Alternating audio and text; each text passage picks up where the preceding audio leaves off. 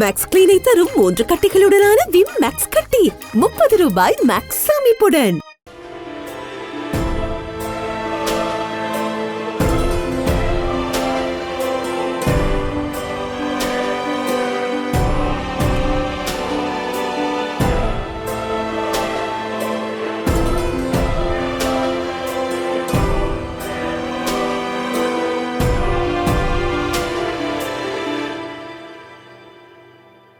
வணக்கம் எதிராச்சியம். வணக்கம் எதிராச்சியம். அமெரிக்க அதிபர் தேர்தலில் ஜனநாயக கட்சி சார்பில் அதிபர் வேட்பாளராக இருந்த ஜோ பைடன் போட்டியிலிருந்து விலகியிருப்பதனால் கமலா ஹாரிஸ் அதிபர் வேட்பாளராக நிறுத்தப்படலாம் என எதிர்பார்க்கப்படுகின்றது.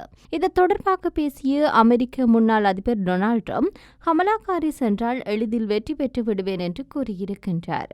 அமெரிக்க அதிபர் தேர்தலில் திடீரென திருப்பம் ஏற்பட்டுள்ளது. ஜனநாயக கட்சியின் அதிபர் வேட்பாளராக மீண்டும் களமிறங்க முடிவு செய்திருந்த ஜோ பைடன் போட்டியிலிருந்து விலகுவதாக அறிவித்திருக்கின்றார். 81 வயதான ஜோ பைடன் பிரச்சாரத்தின் போது தடுமாறியதனால் அவர் மீதான நம்பிக்கை ஜனநாயக கட்சியினருக்கே குறைந்து போனது. இதனால் அதிபர் போட்டியிலிருந்து ஜோ பைடன் விலக வேண்டும் என்று ஜனநாயக கட்சியில் வலியுறுத்தி வந்தனர். முன்னாள் அதிபர் ஒபாமாவும் இந்த கருத்தை முன்வைத்திருந்தார். பென்சில்வேனியாவில் அமெரிக்க முன்னாள் அதிபர் டொனால்ட் ட்ரம்ப் மீது துப்பாக்கிச்சூடு நடத்தப்பட்ட விவகாரம் அவருக்கு பெரும் அனுதாபத்தை ஏற்படுத்தி கொடுத்திருக்கின்றது. அது மட்டுமன்றி ஜோ பைடனும் தடுமாறியதனால் ட்ரம்ப் வரும் நவம்பர் மாதம் நடைபெறவுள்ள அமெரிக்க அதிபர் தேர்தலில் எளிதில் வெற்றி பெற்று விடுவார் என்ற பேச்சும் அடிபட தொடங்கியுள்ளது.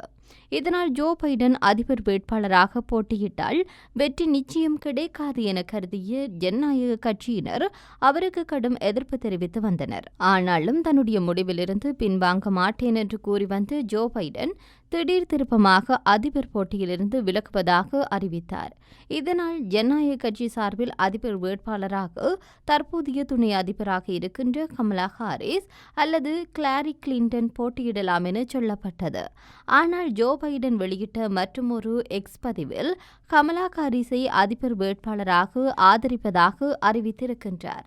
இந்திய வம்சாவளியை சேர்ந்த கமலா ஹாரிஸ் அதிபர் வேட்பாளராக கிட்டத்தட்ட உறுதி என்ற சூழல் ஏற்பட்டுள்ளது. இந்த நிலையில் அமெரிக்காவின் ஊடகம் ஒன்றுக்கு பேட்டியளித்த குடியரசுக் கட்சியின் அதிபர் வேட்பாளர் டொனால்ட் ட்ரம்ப் கமலா ஹாரிஸ் என்றால் எளிதில் வீழ்த்தி விடுவேன் என்று கூறியிருக்கின்றார். மேலும் அமெரிக்க நாடாளுமன்றத்தின் ஜனநாயக கட்சி உறுப்பினர்கள் 25 பேர் ஜோ பைடன் அதிபர் தேர்தலில் இருந்து விலக வேண்டும் என்று வெளிப்படையாக கூறியிருக்கின்றனர்.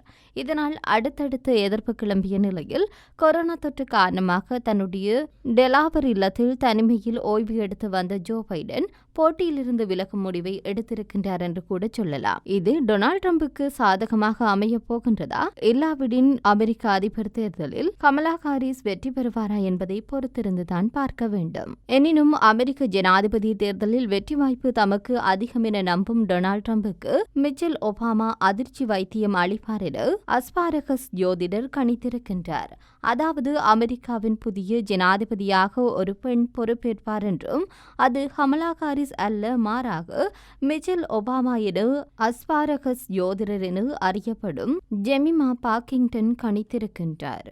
நவம்பர் மாதம் நடக்கவிருக்கும் ஜனாதிபதி தேர்தலில் டொனால்ட் ட்ரம்ப் அல்லது கமலா ஹாரிஸ் என இருவருக்கும் வாய்ப்பில்லை என்றே குறிப்பிட்டிருக்கின்றார்.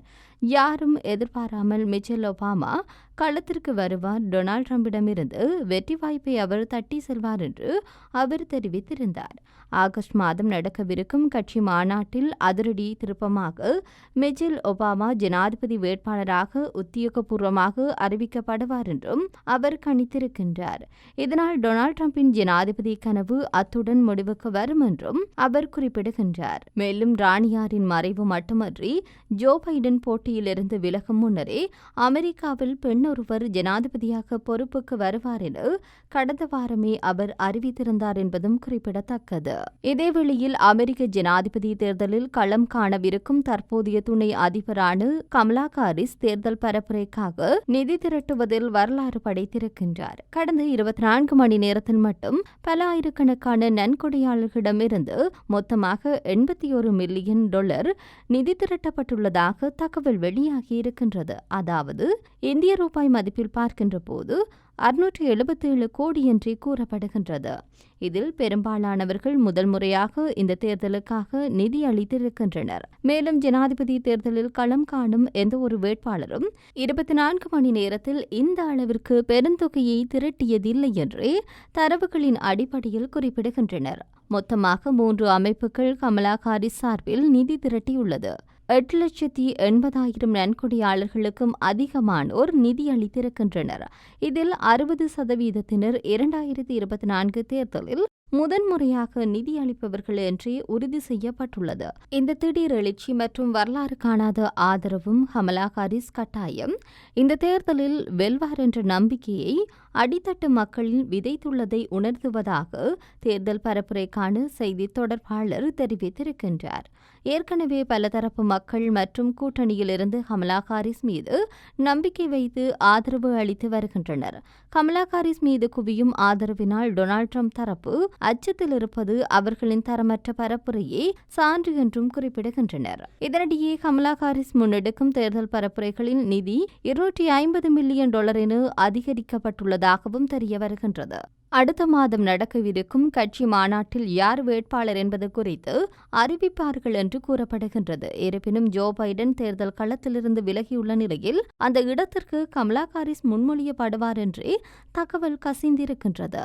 ஜோ பைடனும் ஜனாதிபதி வேட்பாளராக கமலா ஹாரிஸை தாம் ஆதரிப்பதாக வெளிப்படையாக அறிவித்திருக்கின்றார். அத்துடன் பில் மற்றும் கிளாரி கிளின்டனும் ஆதரவு அளித்திருக்கின்றனர். ஆனால் பராக் ஒபாமா மட்டும் இதுவரை கமலா ஹாரிஸ் குறித்து எந்த கருத்தும் தெரிவிக்காமல் மௌனமாக உள்ளார் என்பதும் குறிப்பிடத்தக்கது.